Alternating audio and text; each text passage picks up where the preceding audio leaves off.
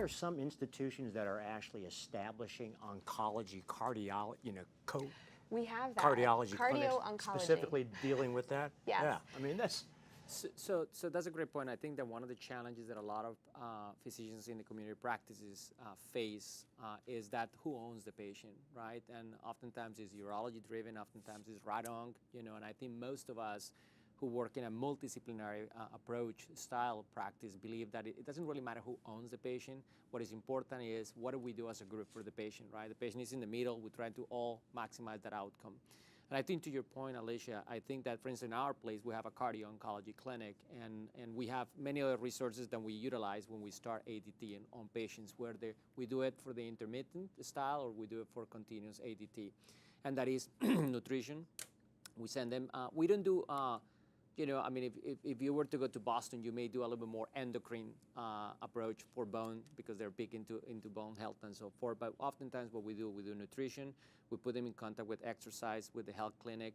We do cardiology to actually work on metabolic syndrome, reduction of metabolic syndrome, and we do also endocrine for bone specific things if we are feeling that we need to actually do those things for the patient. But I think that, when you think about rising PSA syndrome, one of the biggest challenges that I think we face as practitioners is, all the data that we have for ADT in the biochemical recurrence M0 space is all over the map, right? Because some people have used absolute PSAs to make decisions as to when you trigger that reinitiation of ADT.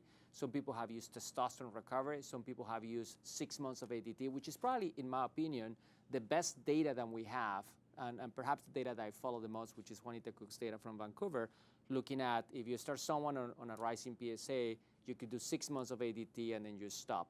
Now, I don't tend to do 6 months. I actually tend to push to 9 to 12 months, but the reality of it is between 6 to 12 months, based upon side effect profile, that's what I do.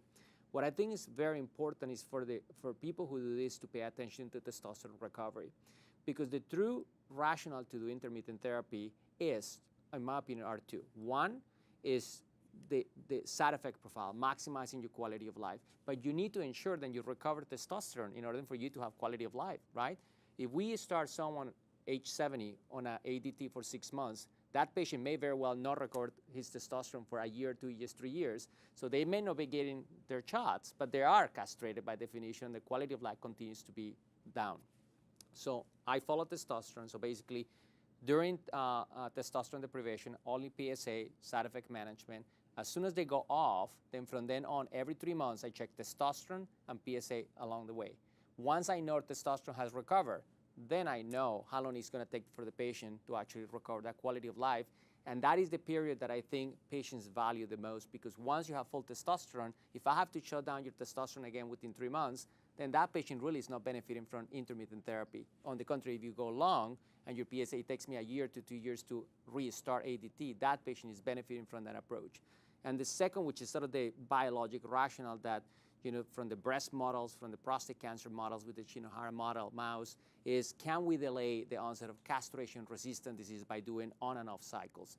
And I don't think we have really validated that in a scientific manner, but we still believe that if you keep patients suppressed, there may be a natural pressure, selective pressure to actually isolate those clones of CRPC or AR null disease that may eventually will end up becoming CRPC.